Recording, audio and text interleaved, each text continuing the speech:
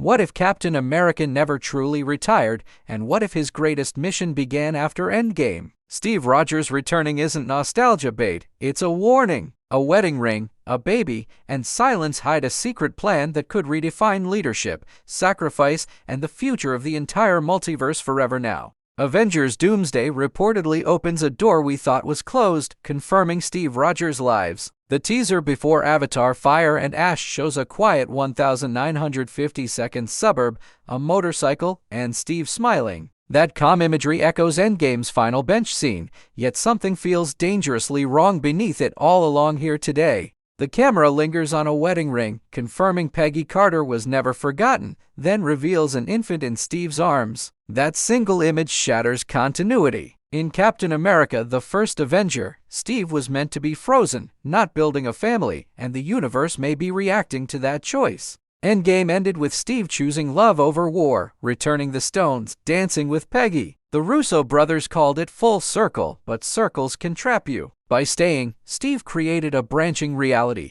and Marvel history teaches us branches lead to incursions, collapse, and gods playing judge over existence itself. The child changes everything. A super soldier's bloodline wasn't part of the sacred timeline. This baby becomes a living paradox, similar to Loki surviving New York. In Multiverse of Madness, Reed Richards warns about incursions, and Steve's child may be the loudest multiversal alarm ever triggered across realities now again. Dr. Doom enters this chaos not as a conqueror, but as a terrifying savior. With Robert Downey Jr. wearing Doom's mask, Marvel blurs hero and villain. Doom sees collapsing universes and decides order requires brutality. Like Thanos, he believes sacrifice is mercy, except this time, realities themselves pay the price. Kevin Feige reportedly pivoted from Kang because Doom feels inevitable. Kang fractured time, but Doom reshapes existence. In the comics, God Emperor Doom creates Battleworld by fusing universes. Avengers Doomsday seems poised to adapt that idea,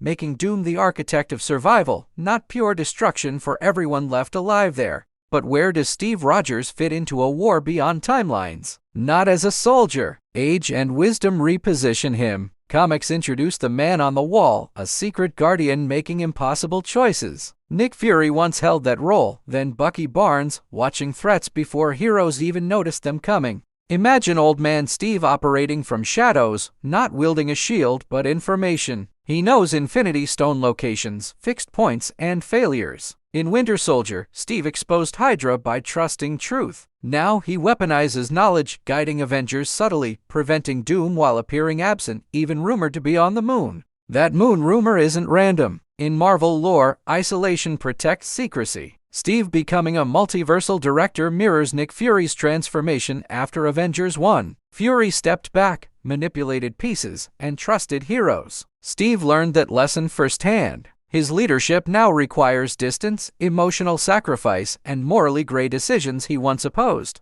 Doom likely discovers Steve's child as an anchor being, a linchpin stabilizing reality. Removing or exploiting that child could collapse timelines. This gives Doom leverage. Kidnapping the child mirrors Wanda losing her sons, but reversed. Doom sacrifices innocence intentionally, believing one child's pain saves infinite worlds from total annihilation everywhere. Steve facing Doom isn't physical, it's philosophical. In Civil War, Steve fought Tony over freedom versus control. Doom represents ultimate control. Ironically, Doom may wear Tony's face. A Stark variant or cosmic echo forces Steve to relive that argument, but this time, the fate of all realities hangs on compromise. Robert Downey Jr. returning reframes Endgame's sacrifice. Tony died to save one universe, Doom lives to save them all. That twisted logic hurts because it almost makes sense. Steve understands that burden. In Avengers 1, he jumped on a grenade. Now he must decide which universe absorbs the blast next. Doomsday likely ends not with victory, but containment. Battleworld forms, merging Fox X-Men, Avengers, and Fantastic Four realities. Patrick Stewart's Professor X returning hints at memory, identity, and legacy clashing. Steve becomes the one constant, the moral compass in an existence, reminding heroes who they were before worlds collided. Steve Rogers becoming the next Nick Fury completes his evolution. From Brooklyn Kid to symbol to soldier to strategist. He no longer throws punches, he moves destinies. Avengers Doomsday redefines heroism as unseen sacrifice. Steve doesn't need the shield anymore because he carries the multiverse on his shoulders alone silently. This shift allows Sam Wilson to thrive as Captain America publicly, while Steve operates invisibly. Legacy and mentorship finally align. In Falcon and Winter Soldier, Sam struggled with symbols. Steve removes himself to let the symbol breathe. True leadership means disappearing, letting others shine, and accepting history never no name.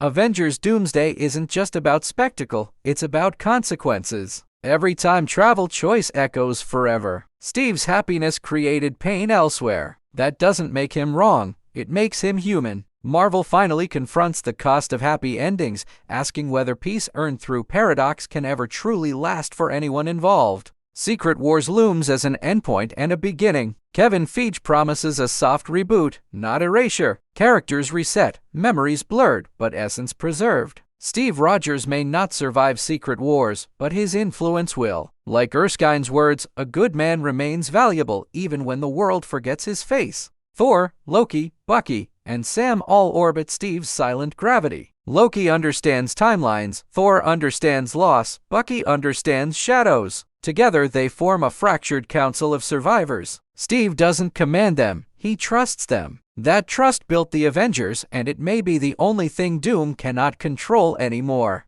The tragedy is Steve never wanted power. In First Avenger, he said he didn't like bullies. Doom is the ultimate bully of reality. To stop him, Steve must become something he feared. Not a tyrant, but a watcher. That burden ages him beyond time and steals peace forever from him. Visual parallels matter. Steve holding a child mirrors Tony holding Peter's photo in Endgame. Both represent futures worth saving. Doom perverts that idea by choosing which futures live. Steve refuses to play God openly, but by guiding outcomes secretly, he dances close to Doom's philosophy, blurring hero and villain lines. Battleworld becomes a crucible for identity. Mutants meet Avengers, legends collide, and memories overlap. Professor X sensing fractured minds adds emotional weight. Steve, immune to mind tricks through will, becomes a stabilizing presence. His mind anchored by lived experience, not power, he remembers who everyone was before universes rewrote them. The emotional core remains Steve and Peggy's love. That choice was real, earned, and costly. Avengers Doomsday doesn't punish Steve, it contextualizes him. Love saved him, but love also endangered everything else. Doom exploits that vulnerability. Steve must accept that intentions can fracture reality, and responsibility doesn't end with happiness. The final act of Steve Rogers may be disappearance. Not death, but myth. A man whispered about, never confirmed. Like Nick Fury vanished between phases, Steve becomes legend. That preserves hope while allowing the MCU to reboot. His story ends not with applause, but with impact echoing through rebuilt timelines. Avengers Doomsday repositions Captain America as the brain behind resistance. Shields rust, but ideals evolve. Steve Rogers isn't the next Nick Fury by title, but by function. He protects Earth not from aliens alone, but from itself across dimensions. That responsibility demands secrecy, sacrifice, and a heart to carry sins. As universes collapse, Steve becomes the man on the wall, watching stars die. He records failures so others don't repeat them. That is his shield now. In a saga obsessed with power, Steve's weapon is restraint. Doom commands fear, Steve inspires endurance, and that difference may decide which vision survives. The multiverse saga needed a conscience. Kang was intellect, Doom is will, but Steve is morality. He doesn't seek worship like Doom, or domination like Kang. He seeks balance. In a universe rewriting itself, someone must remember right and wrong. That someone was Steve Rogers, when he stepped aside finally. Doomsday's true twist isn't Doom, it's Steve choosing secrecy over legacy. He allows history to forget him so reality can remember itself. That's the Captain America move, not standing in cameras but behind them, not rallies but preventing endings. Steve Rogers saves the multiverse by letting go of seen glory. When Secret Wars resets the board, Steve's philosophy survives. New actors, new faces, same ideals. Courage, restraint, compassion. The MCU doesn't erase Captain America, it upgrades him into an idea, an unseen guardian, a whisper guiding heroes forward. Steve Rogers stops being a character and becomes the system protecting hope.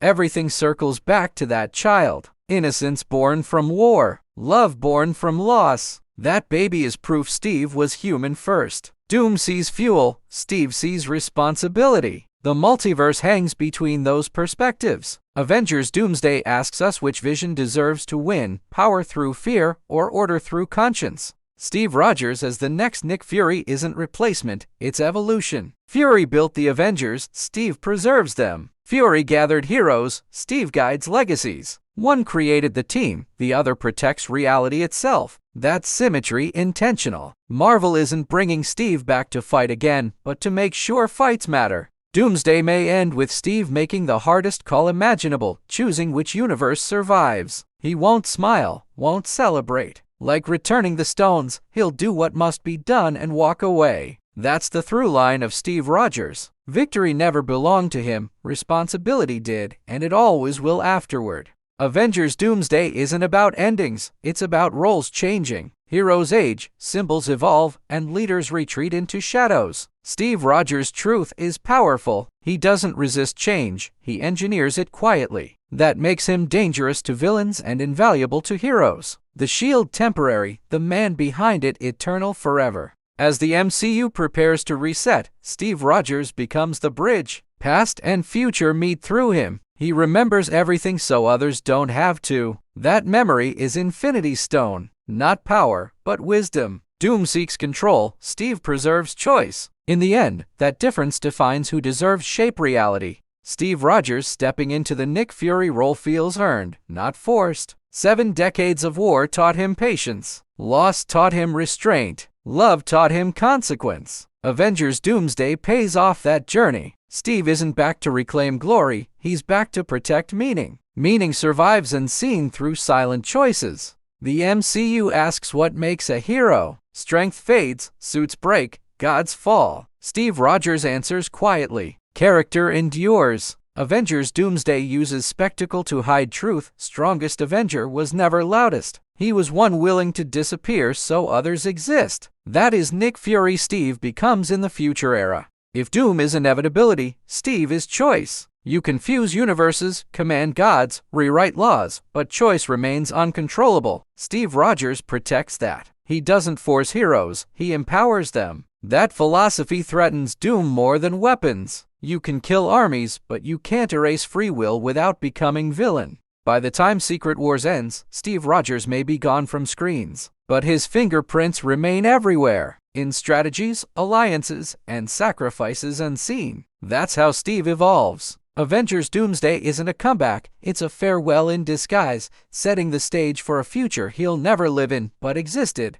Steve Rogers becoming the next Nick Fury explains everything. His absence, the moon rumors, the secrecy. He's not missing, he's managing survival. Avengers Doomsday reframes Endgame's ending as a beginning. The shield passed on, but the burden stayed. Steve didn't retire, he transitioned into something dangerous, a guardian one questions. This theory doesn't diminish Steve Rogers, it elevates him. Punching villains was never his endgame. Protecting tomorrow was. Avengers Doomsday reveals truth. Steve Rogers is next Nick Fury, not because he wants power, but because he understands responsibility than anyone alive. And that understanding will shape MCU after gone forever. So you see Steve holding a child, remember it isn't peace, it's consequence. Avengers Doomsday isn't undoing Endgame, it's completing it. Steve Rogers didn't escape destiny, he embraced a heavier one. The shield promised protection. Becoming Nick Fury promises protection of reality, even if it means losing everything quietly forever. Marvel thrives on legacy, and Steve Rogers is its backbone. Avengers Doomsday redefines leadership not as command, but care. Steve becomes the caretaker of continuity. He doesn't rule the multiverse, he maintains it. Like a gardener pruning branches to save the tree, Steve makes cuts so the story can growing. Every saga needs someone who remembers why it started. Steve Rogers does. While gods argue and villains posture, Steve focuses on people. That's why he terrifies Doom. Doom calculates outcomes, Steve measures cost. Avengers Doomsday isn't about who wins, it's about who remembers humanity when reality collapses. Steve always will. And that's the real secret of Avengers Doomsday. Steve Rogers isn't returning as Captain America. He's returning as something bigger, quieter, and more essential. The next Nick Fury, man on the wall, guardian of choice. If Doom is destiny, Steve Rogers is conscience. And conscience, awakened, never truly dies anywhere.